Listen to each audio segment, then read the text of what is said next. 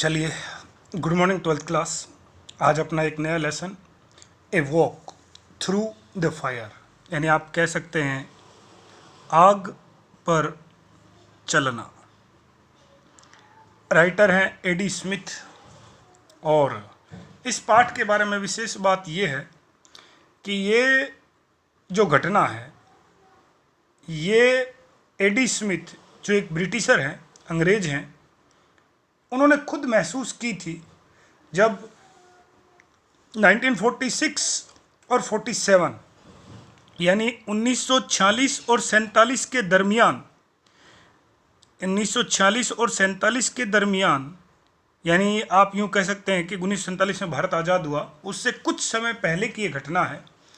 और उन्होंने ये पूरी घटना BBC लंदन जो रेडियो है उस पर भी इसको ब्रॉडकास्ट किया था, यानी बताया था कि किस प्रकार एडी स्मिथ, यही अपने नरेटर हैं, यानी ये पूरी कहानी सुनाने वाले व्यक्ति नरेटर हैं, ऊपर लिख रहा हूँ नरेटर।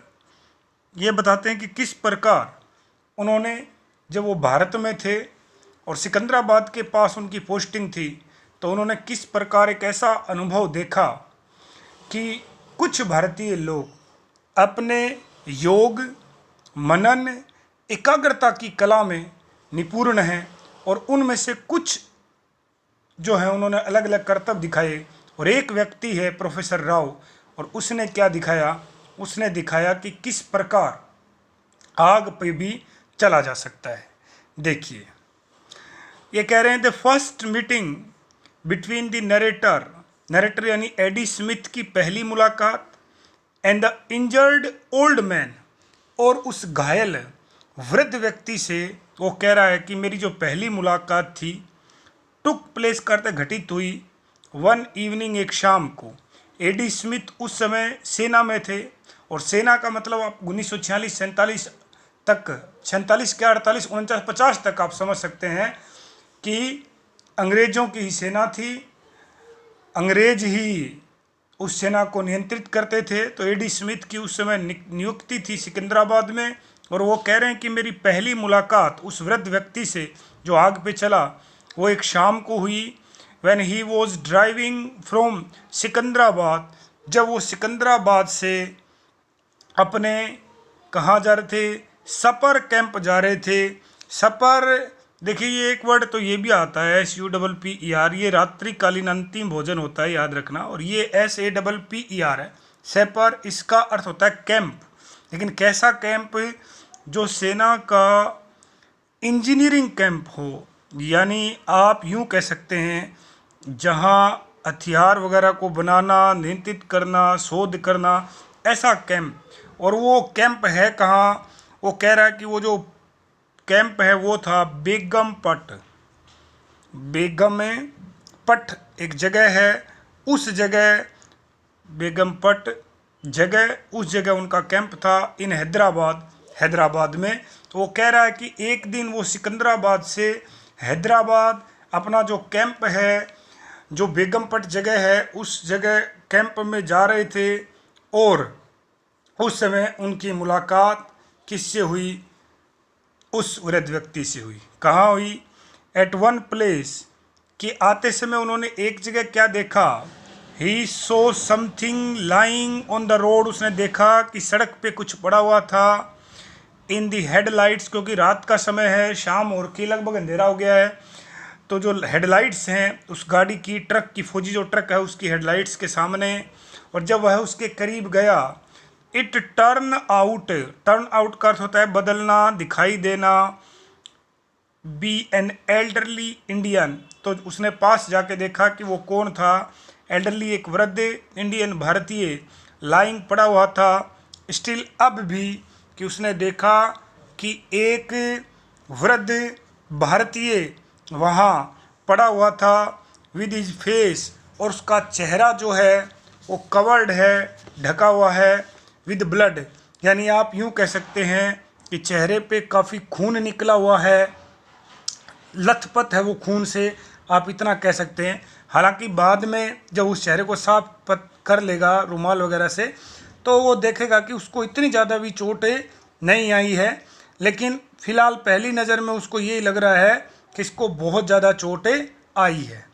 अब देखिए, ही वॉज बैडली बिटन, और जब उस एडी स्मिथ ने यानी सैनिक ने उस वृद्ध व्यक्ति से पूछा कि भाई आपकी पिटाई किसने की, मैंने देखा कि कुछ लोग आपके करीब थे और जैसे मैं आया तो वो भाग गए, तो वो कौन थे, किसने आपकी पिटाई की? तो उसने उत्तर दिया, 2 एंग्लो इंडियन यूथ, यानी 2 आंग्ल भारतीय थे वो, उन्होंने मेरी पिटाई कर दी। ही टोल्ड द नरेटर, उसने एडी स्मिथ को बताया।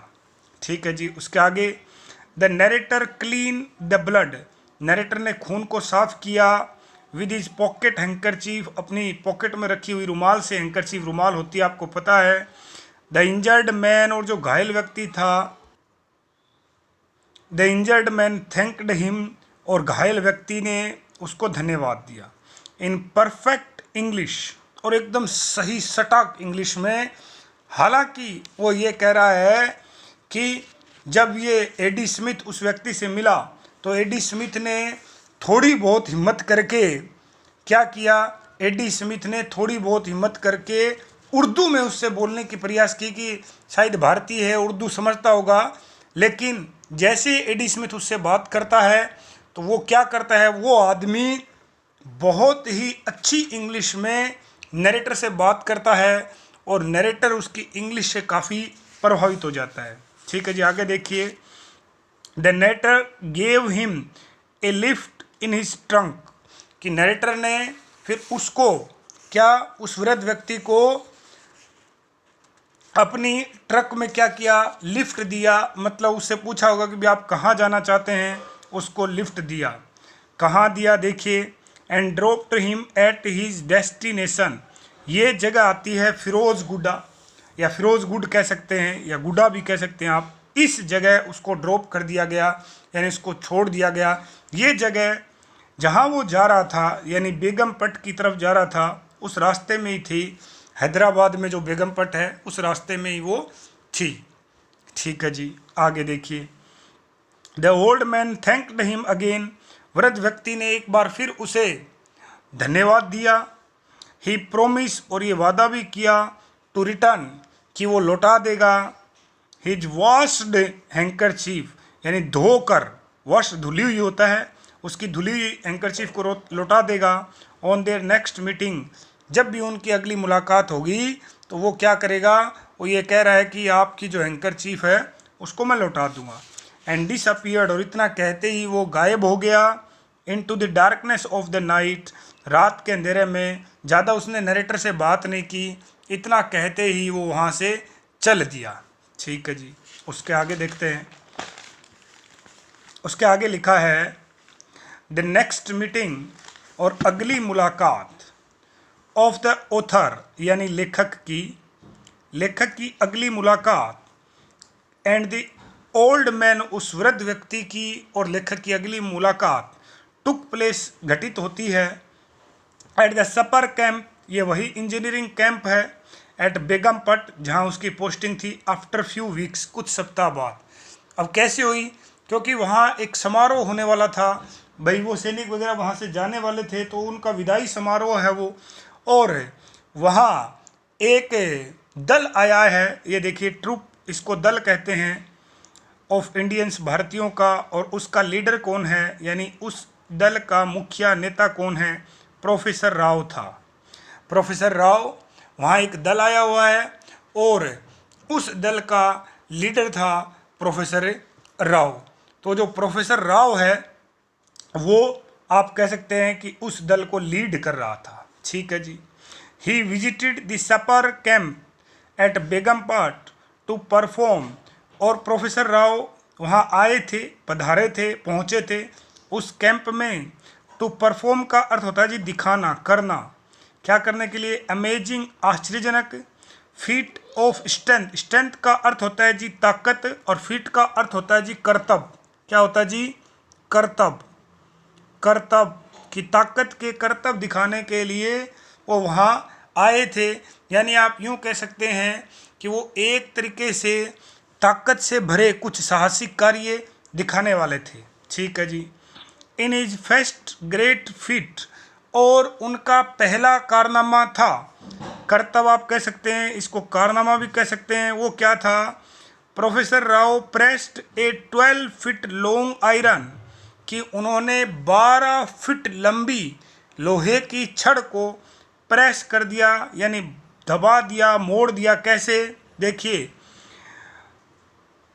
आयरन बार, लोहे की छड़, हॉरिजेंटली, क्षितिजीय रूप से, जैसे ये क्षितिज रूप है जो मैंने अभी लाइन खींची है, ये वर्टिकल होता है। अगेंस्ट हिज थ्रोट, यानी अपने गले के, यानी जो अभी आप एक सीधा सा नमूना लेते हैं, जैसे मानी प्रोफेसर राव यदि इस स्थिति में खड़े हैं, इस स्थिति में यदि प्रोफेसर राव खड़े हैं, तो यहाँ जो ये गला है, उस गले के हॉरिजेंटल इस प्रकार उन्होंने एक छड़ को रखा गले के चारों तरफ। अब ये छड़ 6 फीट इधर है और 6 फीट इधर है, 12 फीट हो गई। कुछ व्यक्तियों को इधर लगा दिया, कुछ व्यक्तियों को इधर लगा दिया, और उन्होंने इस छड़ को पीछे की तरफ मोड़ना शुरू कर दिया, और छड़ मुड़ गई। प्रोफेसर राव की जो गर्दन है उस पर कोई फर्क नहीं पड़ा, यानी काफ़ी शक्तिशाली व्यक्ति हैं वो। देखिए आगे वही लिखा है जो मैंने अभी चित्र में समझाया। ही अरेंज्ड 6 वॉलंटियर, वॉलंटियर का तो सवेक्षक, अपनी सवेक्षक कह सकते हैं, स्वयं सेवक भी कह सकते हैं, अपनी मर्जी से करने वाले, ये कर्तव्य दिखाने आते हैं, वो कहते भी हैं, आप देखे होंगे, जो खासकर जो जादू वगैरह दिखाते हैं वो बोलते हैं कि आप में से कोई 4 आगे आ जाओ, ऐसे उसने बुला लिया। Each either side of him, अपने दोनों तरफ, जैसे अभी मैंने बताया 6 इधर और 6 इधर। They pushed the bar with all his might, and the iron bar was bent into a U shape around his neck, और फिर उसने उस लोहे की छड़ को अपनी गर्दन के चारों तरफ इस तरह U शेप में, यानी छड़ थी इस प्रकार, और धीरे धीरे धीरे धीरे उस छड़ को उन्होंने इस स्थिति में, उस छड़ को U शेप में बदल दिया। इतनी ताकत उनमें थी। ठीक है जी। दूसरा, आगे ये प्रश्न भी बनेगा, आगे ये प्रश्न बनेगा, बड़ा प्रश्न बनेगा, हु वॉज प्रोफेसर राव? तो आपका उत्तर रहना चाहिए, professor Rao was the leader of the troupe of Indian who performed amazing feats of strength. मैं फिर कह रहा हूँ, professor Rao was the leader of a troupe of Indians who performed amazing feats of strength. फिर दूसरा प्रश्न यही बनेगा कि उसने कौन से 2 बड़े करतब दिखाए? पहला आपको बता दिया, दूसरा इन इज सेकंड, दूसरा करतब unforgettable feet of strength, synth का ताकत, फिट का अर्थ है कारनामा या कर्तव्य, अनफॉरगेटेबल आप जिसको भूल नहीं सकते, कि ताकत का ऐसा कारनामा था जिसको आप कभी भूल नहीं पाएंगे। वो क्या था? ही ले डाउन, वो लेट गए, अंडर ए 5 टन आर्मी ट्रक, यानी एक आर्मी का ट्रक है और जिसका वजन 5 टन है, उस ट्रक के नीचे लेट गए। With man crowded into it, और उस ट्रक में आदमी भी भरे पड़े हैं। 5 टन का तो वो ट्रक ही है, और उसमें पूरा वो खचाखच भरा हुआ है। His chest was placed to from a ramp, और वो जो उनका सीना है वो क्या कर दिया गया, उस सीने के पास एक रैंप रख दिया गया। मैं आपको समझाता हूँ। जैसे मान लो ये वो लेटे हुए हैं इस प्रकार, आप ऐसे मान सकते हैं एक बार, ये स्थिति है मान लो उनकी, और यहाँ ट्रक, ये सीना है उसका, ट्रक इस सीने के ऊपर से गुजारना, तो यहाँ एक रैंप बना दिया गया ताकि वो ट्रक आराम से चढ़ सके। वो रैंप की सहायता से ट्रक है उसके सीने पे आ गया। देखिए आगे लिखा भी है, then the truck was first driven quickly cross the professor chest, और फिर तुरंत प्रोफेसर के सीने के ऊपर से वो ट्रक है वो गुजार दिया गया, और उसको कुछ फर्क नहीं पड़ा।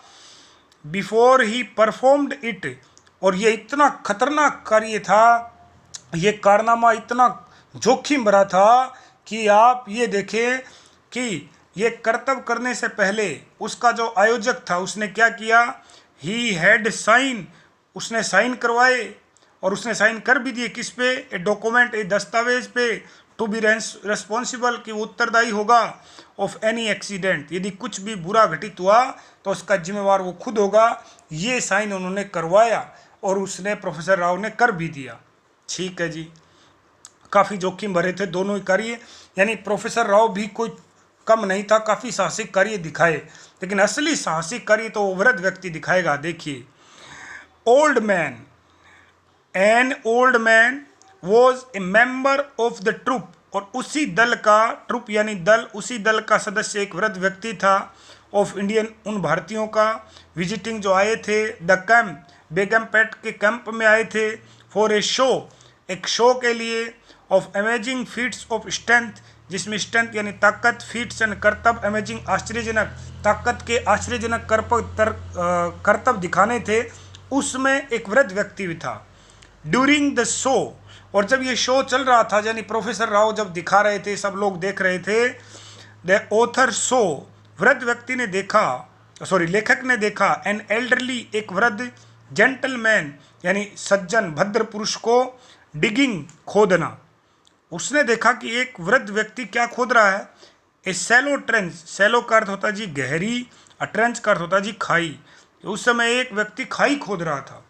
देन ही फिल्ड इट, ये इट खाई के लिए आया है, फिर उसने उस खाई को फिल्ड करते भर दिया, विद रेड हॉट कोल, यानी लाल धधकते अंगारों से, कोयले जो जल रहे हैं, अंगारों का रूप ले रखा है, उससे उस पूरी खाई को भर दिया।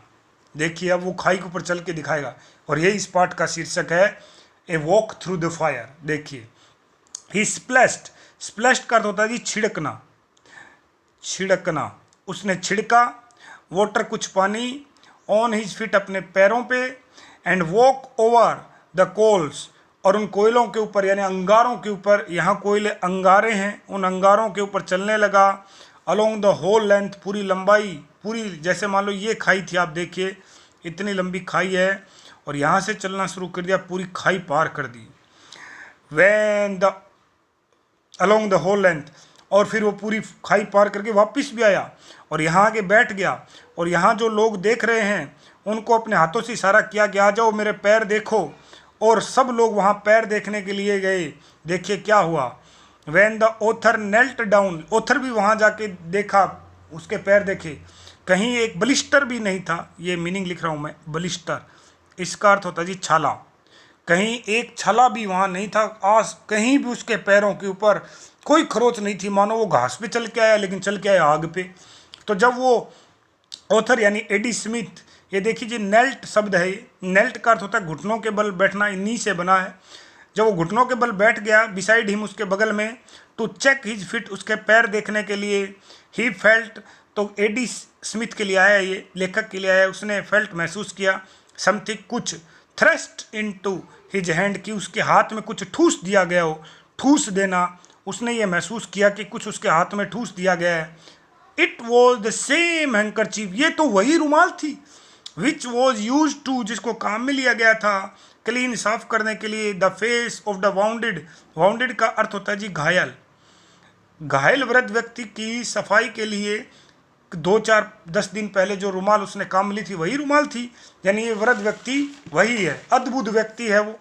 और एडी स्मिथ जो लेखक है वो उससे काफ़ी प्रभावित हुए होंगे।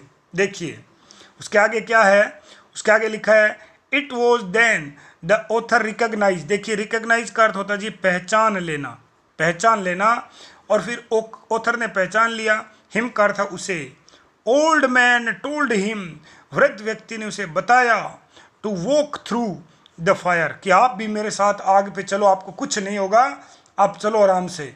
ऐसा करते हैं, जादूगर आते हैं, जादू दिखाते हैं, फिर बोलते हैं आप में से कोई करना चाहेगा, तो भीड़ में से इक्का दुक्का व्यक्ति आ भी जाता है, लेकिन यहाँ कौन हिम्मत जुटाए आग पे चलने, कोई बच्चों का खेल तो है नहीं, लेकिन इसको उसने कहा कि आप चल सकते हो। ही एक्सेप्टेड हिज ऑफर, और ये ही आया एडी स्मिथ लेखक के लिए, एक्सेप्ट स्वीकार करना, ये हिज शब्द आया वृद्ध व्यक्ति के, ऑफर का अर्थ होता है जो प्रस्ताव था, उस प्रस्ताव को उसने स्वीकार किया।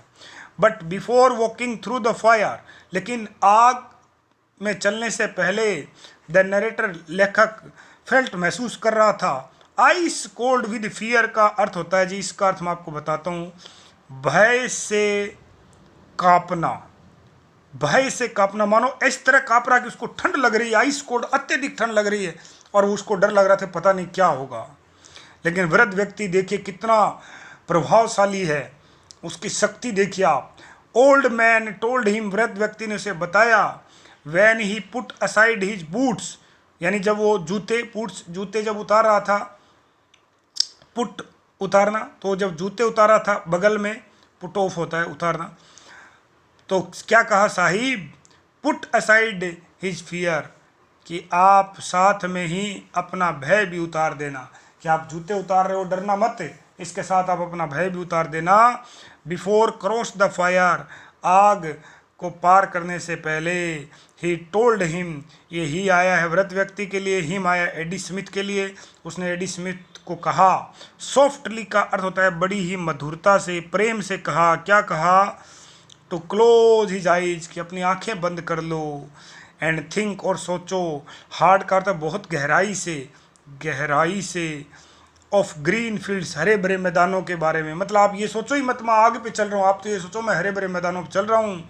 एंड द पीसफुल का अर्थ होता है जी शांतिमय, कि आप शांतिमय, इंग्लिश यानी जो ब्रिटेन है वो, और कंट्री यार्ड का अर्थ है देहात का क्षेत्र, ये याद ही रखना आप, यदि ऐसे आ जाता है कंट्री बॉय यानी देहात का लड़का, तो उसके बारे में आप सोचो, वो लोग खेत खलिहानों के बारे में सोचो, क्योंकि वो तो एक अंग्रेज था, भारत में उसकी ड्यूटी थी क्योंकि यहाँ अंग्रेजों का शासन था।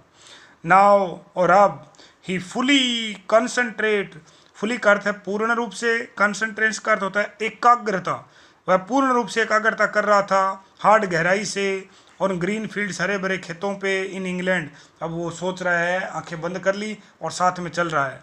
ही फेल्ट, उसने महसूस किया, दैट हिज वॉकिंग, वह चल रहा है, along the rock field road, ये कोई जगह है जी, बचपन में वो वहाँ घूमा होगा, वो उसको लगा कि मैं रॉक फील्ड रोड पे चल रहा हूँ। जस्ट आउटसाइड मैनमाउथ नियर, ये देखिए ये भी एक जगह है कि उसको ये लगा कि वो मोमंथ कोई स्थान है, नियर हेनरी पार्क, ये हेनरी पार्क के नज़दीक कोई हेनरी पार्क है, और उसके नज़दीक वो क्या हो रहा है, वो घूम रहा है। उसने ऐसा महसूस किया कि हेनरी पार्क के समीप मोमाउथ जो है उससे थोड़ा बाहर वो रॉक फील्ड जो जगह है, जस्ट आउटसाइड करता है थोड़ा बाहर, हेनरी पार्क के नज़दीक मोमाउथ जो जगह है वहाँ उससे थोड़ा बाहर रॉक फील्ड रोड पे वो घूम रहा है। देयर वर ग्रीन फील्ड्स, हरे भरे खेत हैं, खलियान हैं, on either side of him, either side देखिए ये रोड है, वो यहाँ चल रहा है, इधर भी, दोनों साइड हरे भरे खेत हैं, हरियाली है, आप कह सकते हैं कि दोनों तरफ क्या है, ग्रीनरी है।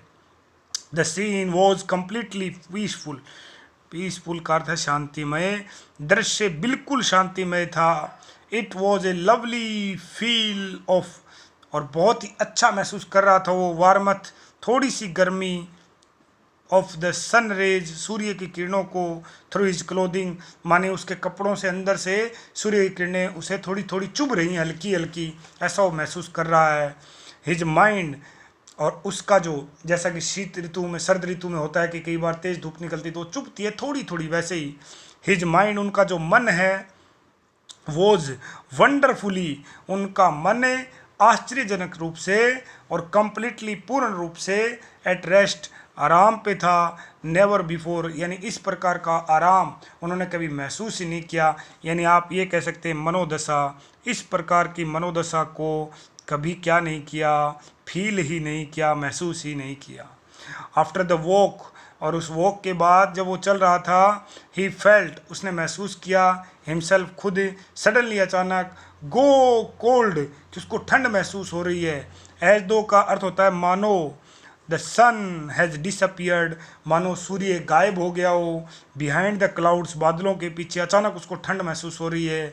ओपन हिज आइज, उसने अपनी आंखें खोली, एंड फाउंड, पाया, हिमसेल्फ, खुद को, कि वो कहाँ खड़ा है, स्टैंडिंग विद हिज बैक, और उसकी पीठ किधर है, टू द फायर ट्रेंच, यानी ये जो आग की खाई है, यहाँ से चला था वो और घूम के वापस यहाँ आ गया, अब यहाँ खड़ा है, उसकी पीठ इधर है, ये आग की खाई है उधर, तो वो पूरा चल के आ गया और अब उसको ठंड लग रही है क्योंकि वो पार करके आ गया। In this act of fire walking, और जब वह आग पे चल रहा था, एक्ट का अर्थ होता है कार्य, आग पे चलने के इस कार्य में, ही फेल्ट, महसूस किया, ए मिस्टीरियस स्टेट, देखिए स्टेज का अर्थ होता है दशा और मिस्टीरियस का अर्थ होता है रहस्यमय, उसने एक रहस्यमय दशा को महसूस किया, और माइंड, मन की, full of divine peace. Divine का अर्थ होता है जी देवीय, पीस का अर्थ होता है शांति, जॉय का अर्थ आनंद। उसको एक प्रकार से दिव्य आनंद प्राप्त हुआ।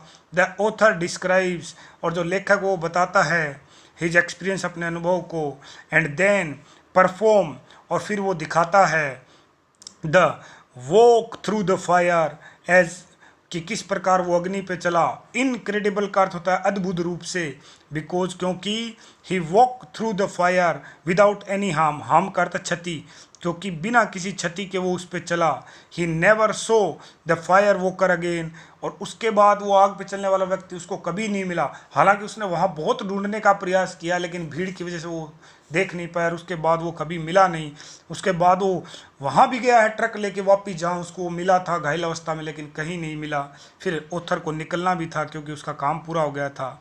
The author tried to find old man again, काफ़ी प्रयास किया वृद्ध व्यक्ति को ढूंढने का, but he didn't find him, लेकिन उसको वो नहीं मिला। यानी आप कुल मिला के कह सकते हैं कि इस पाठ में एडी स्मिथ जो एक ब्रिटिश हैं, उन्होंने किसको दिखाया है, इस पाठ में उसको उन्होंने दिखाया है कि किस प्रकार कि भारत में न केवल खुद लोग, जबकि दूसरे लोगों को भी भारतीय योग, मनन यानी मेडिटेशन तथा एकाग्रता यानी कंसंट्रेशन की कला, कि दूसरे लोगों को भी भारतीय योग, मनन तथा एकाग्रता की कला में